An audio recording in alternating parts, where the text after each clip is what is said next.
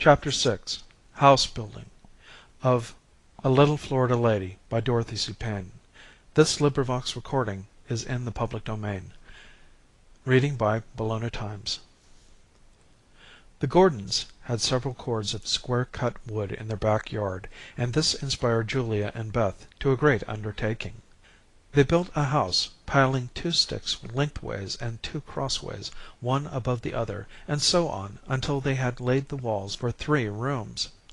They worked like beavers, and Mrs. Gordon, amused by this new scheme of the 2 indefatigables, and thinking to herself that the children would probably be tired of the house by the time the wood was needed, allowed one of the servants to help. He used the top of the box in which the piano came for a roof, boarded the floors, and in the middle room helped to make an alcove. In this Julia and Beth piled up wood for a bed, saying that they did not mind if it was hard. When completed, the girls took out to their new paradise everything they dared lay hands on, and asked Mrs. Gordon to inspect their work. "Walk into my house," said the spider to the fly. "It's the beautifulest house you ever did spy," quoted Julia, purposely changing parlor to house. "Just walk in. You can stand up. Well, almost, if you stoop a little bit. This is the kitchen," she continued, for she had taken her mother in the back way with a purpose in view. "Oh, mamma, we do so want a stove. No family can keep house without one. We don't know what to do. Please, please help us." "How would a Dutch oven do?" suggested Mrs. Gordon. "What's that? How's it made?" Mrs. Gordon explained. "It's made of brick and—" "How good you are! Who'll make it?" Mrs. Gordon could not find it in her heart to disappoint the girls, so she furnished the materials and had a darky make the oven. When done, it was somewhat clumsy, but it looked serviceable. "Beth," said Julia, "we can't be just you and me. We must be man and wife. Our names will be Mr. and Mrs. Newbeginner.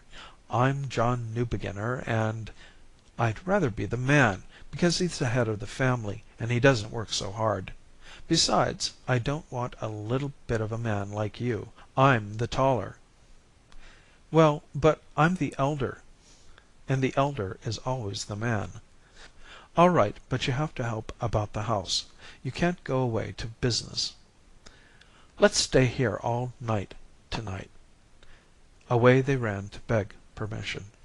The 2 mothers, however, seriously objected.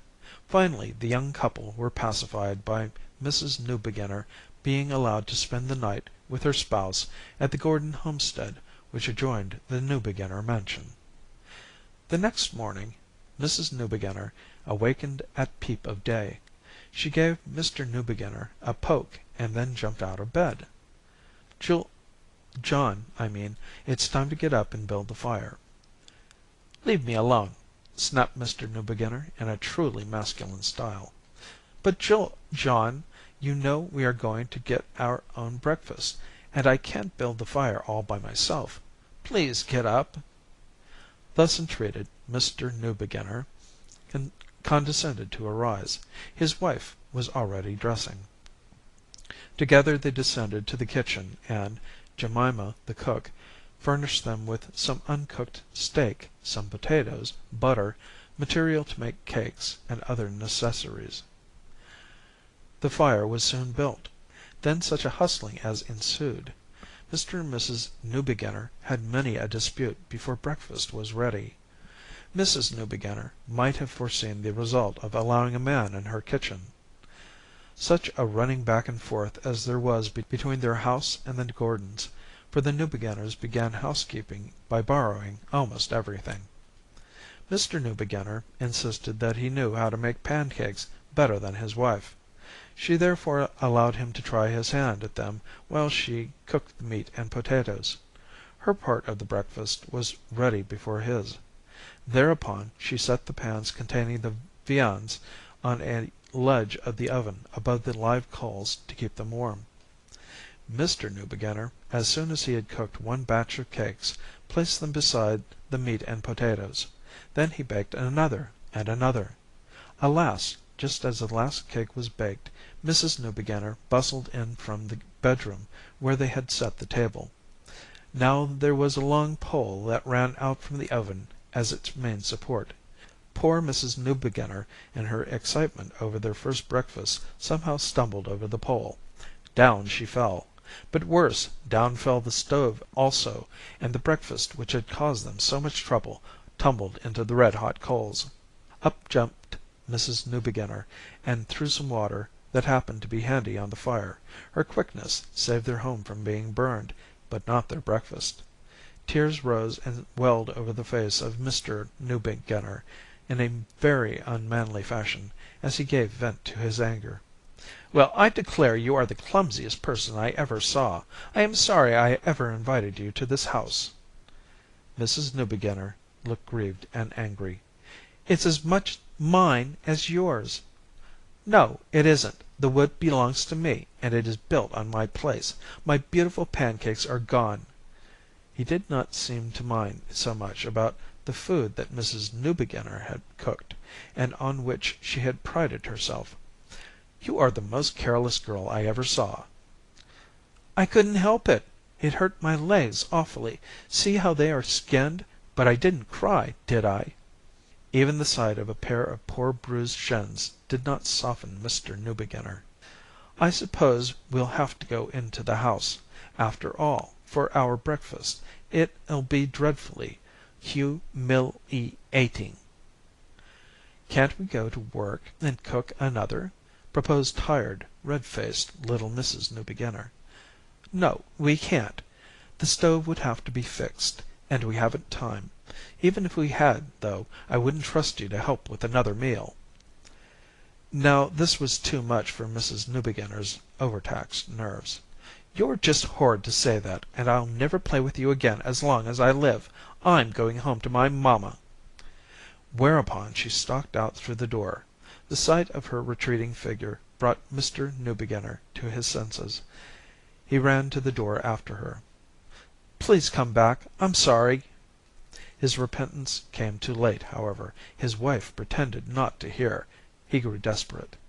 "If you don't come back, I'll never make up with you either. Please, please come back." Either she did not hear, or else she was too grieved to be moved by his entreaties. She did not return, but wended her way back to her mother's home. Now this unfortunate matrimonial experience made Beth reckless. Unluckily, upon reaching home, she discovered that both her mother and Marian had gone into town to spend the day with the Corners. Still worse, temptation assailed her in the form of an invitation from Harvey Baker. Beth had not seen him for several days. She had been so absorbed in her new love that she had scarcely even thought of him. Harvey, on his part, had thought of her very often. He had haunted the Davenport wharf, but no Beth appeared. At first, pride had held him back from seeking her out, but her very indifference finally proved an irresistible attraction. Such is the masculine nature. He came on this morning of all others to invite her out for a row. She, at first, resisted the temptation. "Oh, Harvey, what a shame! Mamma is not here, so I cannot go." "Do you think she would let you go if she were here?" "Yes, I think so." "Then what harm would there be in your going? We would be back before she returned." Now, as I stated before, Beth was reckless. She just felt like doing something a little wrong. "I believe I'll go, Harvey." "Bully for you, Beth. What time did you say your mother would return?" "Not before 5 or 6 this afternoon." "What do you say, then, to taking our lunch with us, and having a picnic?" "I'll ask Maggie." Beth knew by this time that there was little danger of Maggie refusing her anything. If the child had asked her for the moon, she would have probably said, "Sure, honey, I'll try to get it for you." So now Beth hunted up Maggie, who hustled around and soon had a tempting feast ready for them. "Does yo' ma know yo's gwine?" asked Maggie as she handed the lunch to Beth. "No, but she would not mind, I know." Away ran Harvey and Beth to the boat. The river was as smooth as glass. Beth at first sat in the back seat, and Harvey rowed. "I guess we'll go directly across the river. I wish it wasn't so far to Miss Harriet Beecher Stowe's," said Harvey. "Who is she?"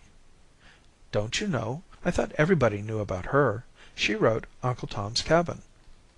"Oh, I saw that acted at the theatre once. Does she live here?" "She has a place up the river a ways, but it is deserted now. She used to come down here quite often. We'll row straight across the river. Do you ever row, Beth?" "No, but you can teach me, can't you?" "All right. Now move very carefully. I wouldn't have you fall overboard for the world." Harvey suspended the oars in the air while Beth took the seat beside him. Then he showed her how to hold the oar. "Now begin so, carefully, and with me." "That's easy. Is that all there is to rowing?" "It won't be so easy presently." Beth pulled away with all her might and in silence.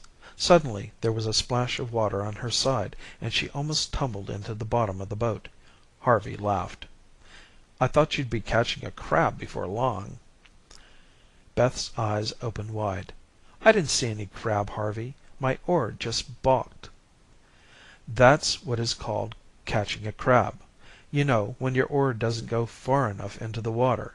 Say, Beth, you had better not try to row any more. It'll tire you. Don't you want to stop?" "No, indeed. I like to row." Again Beth pulled away with all her might. Very soon she began to feel uncomfortably warm. Her hands burned terribly, and presently she rested a moment on her oar and pointed to the land, now within easy rowing distance. "Wouldn't that be a good spot for our picnic?" Harvey saw how tired she was and answered, "It's just the place. And say, Beth, we'll catch some fish first. Here are lines and bait." They thereupon went to fishing, and both caught a number of fish. "Now," said Harvey, "it's time to go ashore and cook them." "Oh, I'm so terribly hungry I can't wait. I didn't have any breakfast." "Why, you poor child, why didn't you say so before?" "I didn't think of it. I was having such a good time." "I couldn't forget that I hadn't had breakfast. How did it happen?" Beth hung her head. She was thinking of her choleric spouse, and she had hard work forcing the tears back. "How did it happen, Beth?" "Why, it just happened. That's all. I'm dreadfully hungry, Harvey." "Suppose, then, you eat a sandwich or so now, and then we'll cook the fish and have lunch later." Harvey thought he could also eat a sandwich. It ended by their eating 3 apiece. Then he assisted her out of the boat, which he moored fast on shore. "Now for the fish, Beth." "How are we going to cook them? Have you any matches?" "Yes, and there's a frying pan in my boat. I always carry one, as I cook fish quite often. Didn't I see some butter and salt in the lunch basket?" "Yes, and Harvey, here's just the spot to build our fire. This straight bank back of the beach will make a good chimney for the smoke to go up." Harvey looked at the spot a little critically. Scrub palmettos and grass overhung the bank above, which made him wonder if there was any danger of their catching fire. A little breeze was springing up, but he decided that it was not strong enough to carry the sparks to the undergrowth above. So Beth gathered dry leaves and sticks of wood, while Harvey cleaned the fish. Then he applied a match to the bonfire, and it blazed up and crackled noisily. He next placed the butter and fish in the frying pan and set it on the fire. At that moment a little rabbit darted past the children, running up the bank towards the woods. Harvey started after it, calling, "Come on, Beth. Maybe it will lead us to some young rabbits." "But the fish?"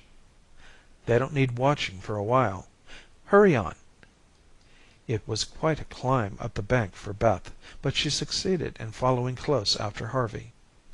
The rabbit, however, had quite a start of the children, and soon they acknowledged the uselessness of pursuit, and sat down on a log under a tree to rest. Harvey started to tell Beth of his experience in trying to tame rabbits. "Yes," he said, "I've had all kinds, from young ones that had to be fed milk out of a spoon, to old ones that were so wild that they never could be tamed. I never could raise the young ones. If they didn't die a natural death, a cat or dog or something would eat them up. For a long time I never wakened up mornings without finding a dead rabbit. I have rows and rows of rabbit graves all over on our place. You must come over and see." He was interrupted by a bird that flew screeching from the tree under which they sat. At the same instant a crackling sound caused them to spring to their feet in terror. The woods around them were on fire. The breeze had grown stronger, and had carried the sparks upward to the palmettos and pines so full of oil. Then it was but a question of seconds before the awful fire sped with lightning speed over the dry undergrowth. Again it swelled upwards on the scrub palmettos, and with a flash leaped skywards to the taller trees, as if demons were lifting the flames to the very heavens. It was at this point that the children discovered their danger. Only a person who has seen a fire in the open among shrubs and trees, already parched for lack of water, and fanned by a wind each moment growing stronger, can realize with what rapidity the fire spread. To Harvey and Beth it seemed as if from the moment of discovery the fire hemmed them in. The air was sultry notwithstanding the wind, and with the spread of the fire it grew more so. The sky was marked with fantastic clouds which turned from gray to flaming red. Beth gazed around her helplessly. She felt as if there was no escape for them from a fiery death, which made her heartily repentant that she had come. She silently prayed to God to deliver them, and vowed if she lived never, never to do anything again without her mother's knowledge. The awfulness of their surroundings and the enormity of his responsibility came upon Harvey with overwhelming force. He was too horrified for speech, and for a few seconds too stunned for action. On rushed the triumphant flames, blasting everything within range. The hot breath from the fire recalled Harvey to the need of action. "Oh, Beth, how can I get you out of this horrible place? We are surrounded by fire." Then, in a moment, he added, "I see a way out, if we run." He caught her hand and half dragged her through scorching shrubs, circling to the left. Fortunately, they managed to reach a road skirting the woods without serious injury. Here they saw excited men running towards the woods. "It will burn our homes, our all," they heard one cry. "Our one hope is to start counter fires," another cried. At the word, to the horror of Beth, who did not understand, the men set fire to the low palmettos a short distance away, where there was an open space. It seemed wicked to her to set more trees on fire, especially when the men seemed so anxious about their homes burning. "Let's go," she sobbed. Harvey held his head high. "No, indeed, I won't go. If their houses burn, it's my fault. I have some money in the bank, and I'll give them every cent of it. They look like poor fishermen. Oh, Beth, it's too terrible. See how high the flames go." Up, up they leaped, growing higher and more fierce every moment. The sparks flew inland. If some change did not occur, no power under the sun could save the poor fishermen's homes. The two poor, forlorn little culprits waited in the roadway and watched the progress of the awful flames. The two fires looked like immense dragons that were rushing at each other in uncontrolled fury. The sparks flew right and left, but the counter-fire served its purpose somewhat, in that part of the flame's force was spent upon the other. The fires crackled and hissed, and to Harvey these were the voices of the dragons defying and mocking him. To him they said, "What can you do to stop us? Nothing. Yes, you may well tremble. It was you, you alone, that set us monsters free, and we will not be chained now that we are loose." Upward the fire dragons flew, and even as they sank down somewhat, their mocking did not cease. Counter fires may check us momentarily, but presently we will sweep upwards and devour the fishermen's huts in our fiery grasp. It is awful to tell you, but to us it is fun, fun, fun, and we will not be stopped. Look at us! Look at us!" Again the flames leapt higher and higher. Harvey covered his face with his hands. He could not bear the sight another instant. Beth would have comforted him if she had known how, but what could she say? She, too, felt that nothing could stop the onward rush of the dragons. But the one opponent that had power over them suddenly descended to take part in the fray. Beth clapped her hands in glee. "It's raining, Harvey! It's raining!" The sun was still shining brightly, but sure enough one of those showers peculiar to tropical lands was descending, and the wind, too, abated somewhat. "Thank God," murmured Harvey. "Beth, I'm going to speak to the men." She grasped him by the arm. "Oh, Harvey, they might arrest you." "Nonsense, Beth. They don't know how the fire started, and if their houses don't burn, there's no use in telling. You wait here for me." He was gone only a few minutes, and when Beth caught sight of his radiant face she knew the good news before he said a word. "Beth, they say the houses won't burn. We can go now." They circled around the woods by the road, and when they came to the river walked down the beach to their boat, which they found unharmed. The fish were burned to cinders. "We don't care, do we, Beth? I couldn't eat them anyway, after all the trouble they have caused us. It was all their fault. If they hadn't been so foolish as to be caught, there wouldn't have been any fire. But I've built fires 100 times before, and never had anything like this to happen." Trouble, it is said, never comes singly. When they were once more back in the boat, Harvey found that he had both tide and wind against him, and the river had become very squally. The St. John's is one of the most treacherous rivers in the world. It takes only a very short time for her waters to become white-capped. Harvey pulled manfully on the oars, but it was very hard for him to make any headway. Beth finally asked him if she could not help to row. "No, keep perfectly still where you are," he answered in such a short manner that his little companion felt grieved. She tried to let him know that she was hurt, by not saying another word, but he was too busy to mind. By this time he was worried. "Supposing anything happened to us," he thought to himself, "Beth's mother would never forgive me. It was my fault that Beth came." He never knew exactly how it happened. Either the oar was defective, or else he pulled too hard on it as it struck a large wave. Whichever it was, one of the oars snapped suddenly. For a moment or so the boat rocked helplessly on the waves, and it was driven backwards towards the shore from which they had just come. "Harvey," asked Beth, almost in a whisper, "are we going to be drowned? Can't I ever tell mamma how sorry, how very sorry I am?" "I won't let you drown, Beth." He spoke with more assurance than he really felt, but his manner comforted her. He also proved that he was a born sailor. First, he skillfully steered the boat with the remaining oar. Next, he picked up from under one of the seats an old umbrella which chanced to be in the boat, and used it for a sail.